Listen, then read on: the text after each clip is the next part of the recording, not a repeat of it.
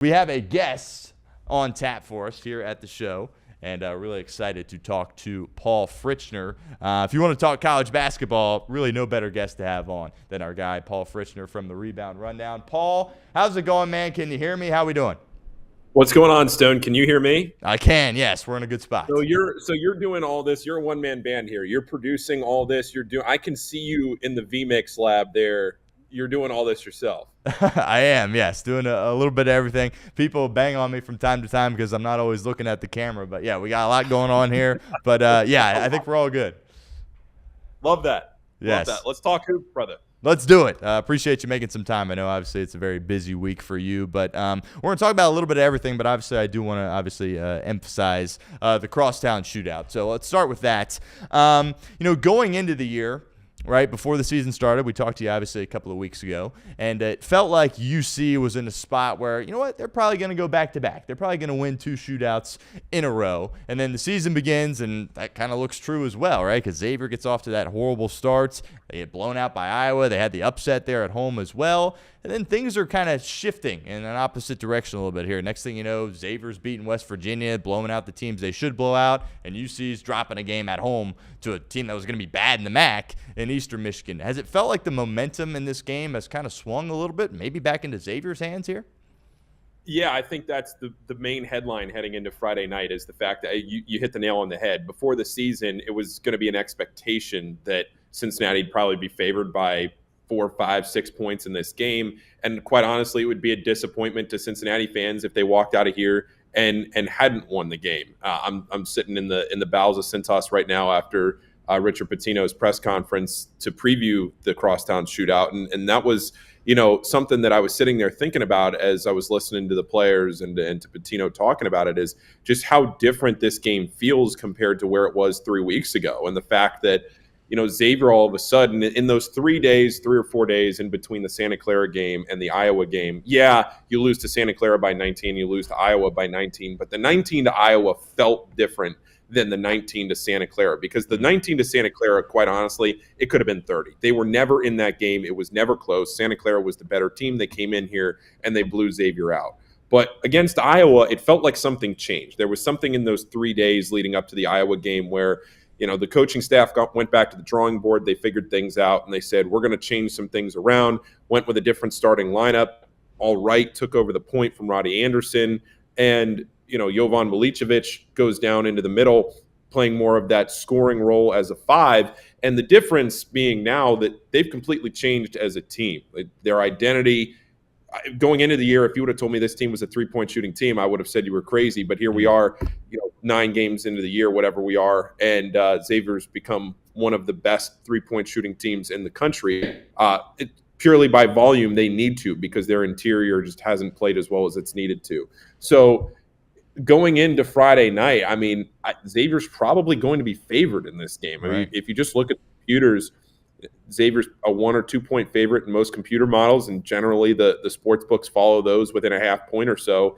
So if it's Xavier minus a half or -1 on Friday, I wouldn't be surprised. And it's such a change from where it was going to be leading into the season. And, for Cincinnati, Richard Pitino pointed it out in the press conference just now. You ask about that Eastern Michigan game. He made the point, you throw out that game because Cincinnati was without Bob Miller. They were missing some of their talent from an offensive perspective as a coaching staff preparing for it. They're not using the Eastern Michigan game as a game that they're looking at. But, look at Louisville. They played well for the first half, just weren't able to finish. So this game, Stone, that's a long-winded way of saying the dynamic of this game has changed so dramatically in the last 3 weeks. No doubt. And you kind of touched on this a little bit with obviously shooting the ball a lot better, and you've seen some progression there certainly as well. But anything else stand out to you as far as why they've been able to improve so drastically? Like, we had you on off the bench talking to Reed, and it's like, yeah, that might be one of the worst teams in the Big East. And maybe that could still be the case, but I look at this team over the course of their past few games, and, I see a lot of development. And obviously that was kind of the big thing with Pitino, right, is everywhere he goes, he develops the talent in which he has. And I think you've certainly seen that over the course of the past couple weeks.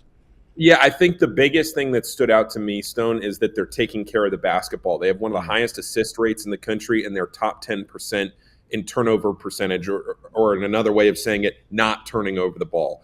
So when you when you assist on as many shots as Xavier does, and when you don't turn the ball over for as much passing as they have in their offense, when the ball movement is fluid and you're taking care of the ball, that's been the most impressive thing for me, especially with a group where you only had 2 players that were familiar with this system, Jovan and Filip Borovichinen, who are the 2 players that transferred from New Mexico. Otherwise, you have an entirely new group of players playing in this system for Richard Pitino. You don't generally see that kind of an assist rate, that kind of a low turnover percentage when you're playing fast, when you're playing up tempo, and you're swinging the ball around the perimeter, when there's a lot of passing before you get to your shot. Bad things can happen. But so far, that hasn't happened for Xavier. They haven't had a game with more than 13 turnovers yet. They've had back-to-back games with single-digit turnovers. In fact, 2 games ago, they had 5 turnovers. I don't care who you're playing. I don't care that it was Texas A&M Corpus Christi. To have a Division I basketball game where you only commit 5 turnovers, that is significant. Because even in the course of play against whoever it is, you might just throw the ball away or somebody might cut and you throw it behind them, whatever it is. 5 turnovers in a game is huge. And if you can limit turnovers on Friday night for the length and athleticism that Cincinnati has, that's going to go a long way to Xavier trying to win this game. Tre Carroll was a guy that you spent a lot of time talking about. Before the year, you're like, yeah, I think this is really kind of an X-factor type of player for Xavier, and I think he certainly has played well over the course of the past few weeks. What's been your takeaways on his performance this year? Yeah, he's playing like somebody that has played a lot of college basketball, and that's been my biggest takeaway is that you can tell the experience that he has. I do think there have been times where maybe he's forced a little too much. He gets into the paint or he gets into that 10 to 12-foot range, and he's trying a lot of those push shots that haven't fallen. You take those away, you clean up some of his shot selection, his percentage goes up. Xavier becomes a more efficient offense. I think that's the one thing I'm looking for going forward from Tre Carroll. But he's shot the ball from 3 exceptionally well, and I think even if you talk to him, he wouldn't consider himself a 3-point shooter. But he's still shooting the 3 at a high enough rate that you can go out there and depend on him to make a couple if he needs to, which has been an added bonus for Xavier so far. From a UC side of things, clearly without Baba Miller, it's trouble. Didn't have him in the Eastern Michigan game. You lose at home. You get him back against Tarleton State, and you only had a 2-point lead at halftime there in that game. They've got a lot of issues right now. In your opinion, what are they? Well, offensively, it's really tough for me to sit here and just say the shots aren't falling because I don't even really think the shot selection is great. Mm-hmm. When you have the size that UC has, when you have Mustafa Cham and Sean Abayev and Baba Miller, and you're settling for as many 3s as you're settling for, I don't really understand that. And Baba Miller, I mean, if you look back at the game the other night against Tarleton State, I had Keegan Nickerson on the rebound rundown today, and he said the same thing. UC made 16 threes. If they had not shot the ball as well as they did from 3, if they make 8 or 9 threes, they lose that game, right? Their 3-point shooting bailed them out against Tarleton State. They still did not play that well. They just shot the ball very well, and that's what's going to need to change on Friday night. You're coming into a hostile environment. I don't know if you have enough time. But I think a lot of fans sometimes, a microcosm of this is halftime, but even still, like practices leading up to a big game week, right? It's different in football than it is in basketball. It's really hard to change big picture things in just a 2 or 3 day span. You can change some stuff. You can tweak some stuff, right? You can add a zone, or you can add some sort of a couple offensive schemes, but to do something big, right, to drastically change what you're doing, it's hard to do on a short turnaround. Yeah. And, sometimes fans think you go into the halftime locker room and a team comes out of halftime and all this stuff is happening. There's not that much happening in a halftime locker room. Yeah, your coach gives you a message, maybe a couple things to look at, and then you go out there in the second half, and maybe just by nature of the fact you haven't been playing for 20 minutes, a team's going to cool off and another team's going to, gain a little bit more confidence. But the bigger picture of that is taking a few days in between the Tarleton game and in between the Crosstown Shootout. It's not like you're going to go in there and change a ton. So can you work the ball into the interior and try to challenge Xavier's interior defense, which has not been good this season, or come to Cintas and just hope the threes fall. No doubt. People obviously are growing increasingly frustrated with Wes, and sometimes, he'll say stuff after the game. Makes me scratch my head a little bit. You just mentioned, tough to make wholesale changes on a quick turnaround, but he said after the Eastern Michigan game, he's like, well, we haven't been able to practice much, and we're just playing. You're playing Eastern Michigan, right? It's a team that's supposed to be at the bottom of the MAC. How important is this game for Wes? Like, people have said maybe he's coaching for his job. Do you think it's that serious, or where are you at here with him going into this game on Friday? I think, I'm not going to sit here and say that if Cincinnati loses to Xavier on Friday night. I was listening to shout out our guys Joe and Jeremy on the final quarter. They made a great point. They were comparing it to Ryan Day last year, where everybody wanted to fire Ryan Day after the Ohio State lost to Michigan. Then he goes and wins the national championship. I'm not saying that Cincinnati is going to win the national championship this year. I think the ceiling for this Cincinnati team is really making the NCAA tournament, right? Maybe you win a game. They're certainly talented enough to do that. Yeah. And the Big 12 looks to be one of, if not the best conferences in the country this year, with the SEC taking a slight step back. The Big 10's right there. But if you're going to have the opportunities to make the tournament with games in the Big 12, but you have to win a game like this. Cincinnati hasn't won the Crosstown Shootout at the Cintas Center since 2001. Kirk Kriisa is the only player in this game who was alive the last time Cincinnati won at Cintas. I mean, it has been a long time. It was an expectation for Cincinnati coming into the year that they were going to win this game. Now, all of a sudden, it looks like Xavier, the door is swung open for them to steal this one at home. So if you're Wes Miller, I'm not going to sit here and say that if you lose the game, he's going to be fired on Saturday morning. But the pressure will continue to mount for Wes, that he'll have to make some noise in Big 12 play. I think the standard for Wes already going into this season was that he was going to have to make the NCAA tournament. But at that point, if you lose the Crosstown Shootout, I don't even know if making the tournament as a 10 seed and immediately losing to the 7 seed is enough, right? I mean, I think you really, if you don't win this game on Friday, and to be quite honest with you, I'm not even sure winning this game on Friday moves the needle as much as, because of what's already happened. That loss to Eastern Michigan, not looking great against Tarleton State, the attendance at Fifth Third Arena, all of those things combined, I don't know if winning the shootout is going to move the needle as much as you thought it would have coming into the season. It will move the needle. There is no doubt about it. I'm not trying to downplay that. That would be a massive, massive step for Cincinnati as a program. It'd be a huge deal for Wes. But with the way Cincinnati is playing, I think they would have to do a little more to make up for it in Big 12 play too. Any rotation changes maybe that you would like to see for Cincinnati? Buck Harris, obviously, he's been banged up, but he's been a great spark off the bench. And sometimes, obviously, when you have that guy off the bench that can bring that juice, it's not always the best idea to put him in the starting lineup. But any questions for you on, maybe we need to switch out the rotations a little bit?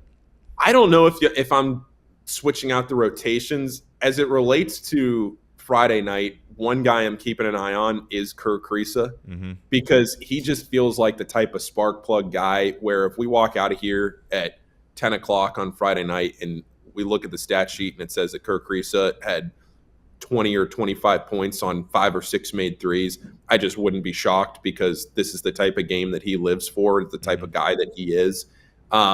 So as far as a rotation, but going forward, you got to get more. You're already getting a lot. You got to get more out of Baba Miller, because you're depending on him. And I'm not saying he's playing bad. I just think what you're getting out of him and the talent that he has, you're hoping you can get even more out of him. And then the other option is Mustafa Cham. I think he just needs to play more within his size. He needs to play bigger. He needs to own his size better than he has this season. I would like to see more out of him. To me, the biggest key in this game. I lost you there. Oh, you got me? There you go. You got me? Yeah, I got you. You got me? Okay.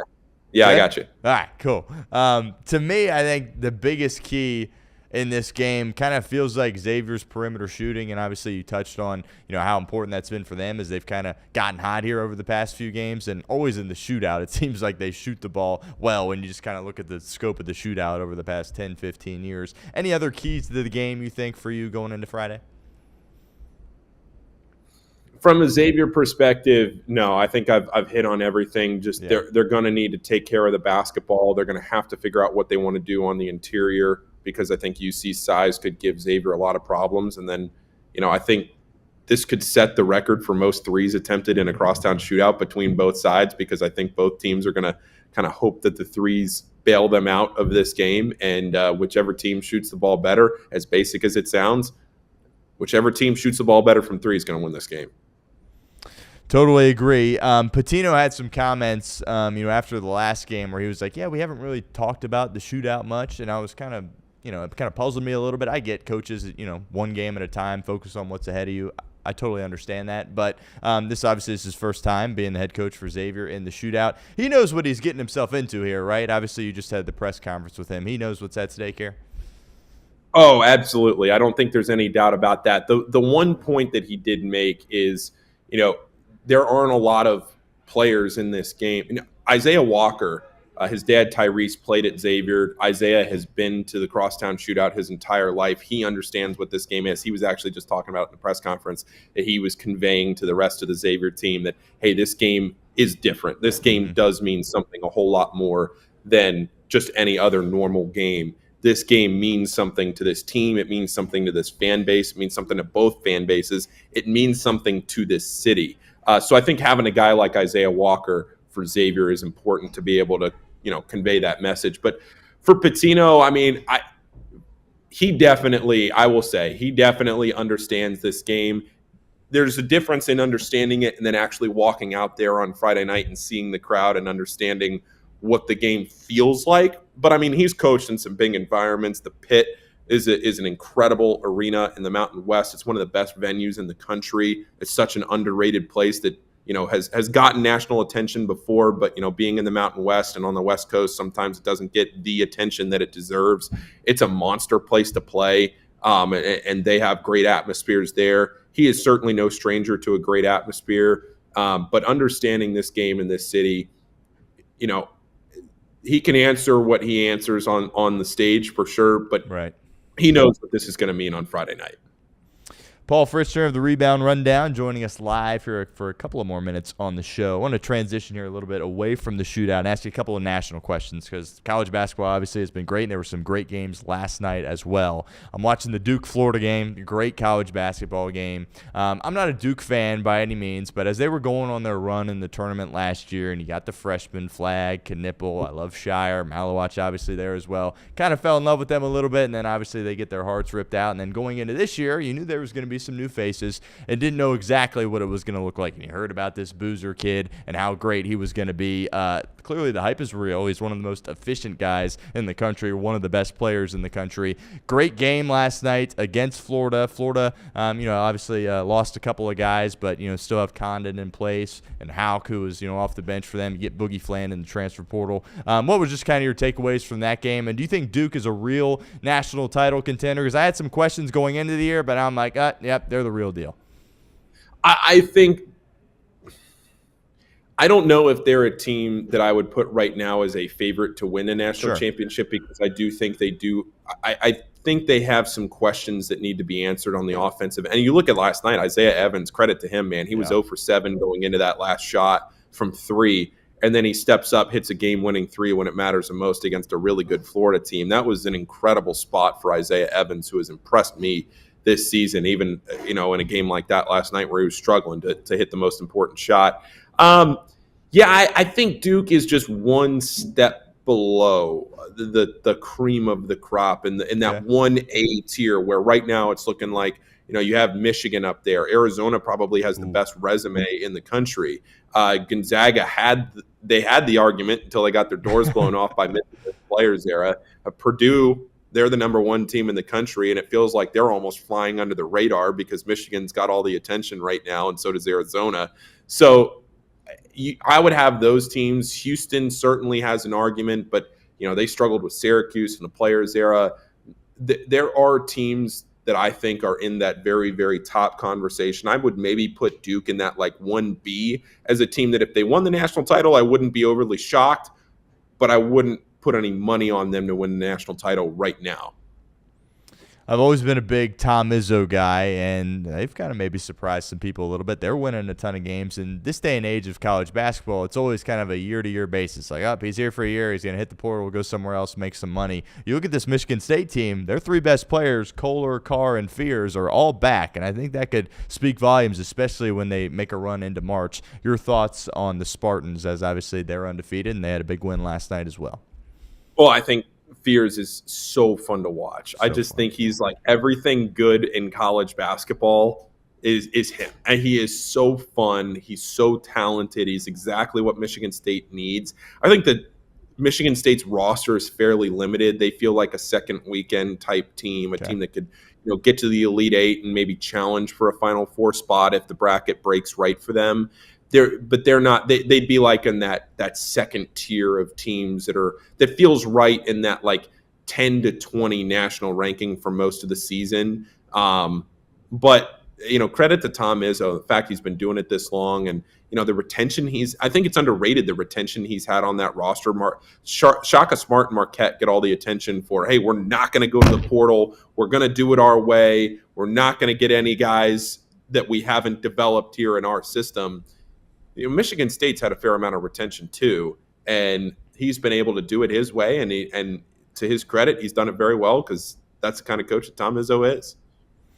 Lastly, Paul, Alabama, they've had a gauntlet. They've challenged themselves several times throughout the year to this point. Have a couple of losses. They're in action tonight against Clemson. I look at Nate Oates. I absolutely love Nate Oates. What he's been able to accomplish here at Alabama is unbelievable. He's basically done everything other than win a national title here to this point. And I thought with the group he had coming into this year, this may have been his best chance to win a national title. Obviously, the backcourt, probably the best backcourt in the country with Philon there and Holloway there as well. Question for me is kind of the size. You had Sherrell coming back as a sophomore, but they kind of got bullied a little bit in the post against Purdue, which Purdue going to do that to a bunch of different teams. Kind of your takeaway on the Crimson Tide right now and where you would put them as far as, being a national title contender. Well, I'll answer this question from the perspective of the SEC because last year the SEC was the best conference in the history of the sport. Right. Was the 2025 SEC. They're not that this year. Last year they got 13, 14 teams. Right. I think 13, 14 teams into the. I'm thinking maybe they get 10, 11, which is still a lot, right? That's still a ton of teams, but they're not going to get into the teens this year. And to me, when I look at Alabama, like Kentucky's really struggling right now. You look at the top of the SEC, Florida doesn't look like the team. Xavier Lee has not translated up for Florida that they were hoping that he would. Florida has a lot of questions that they need to answer.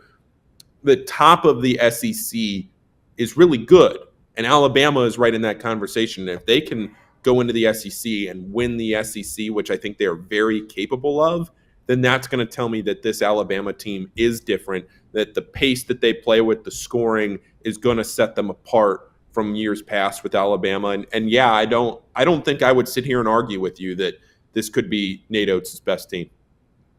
All right, great stuff. Paul Fritschner joining us here on the show. Paul, we appreciate you. Tell everybody all about the Rebound Rundown and if you got any broadcasts coming up in the future there as well.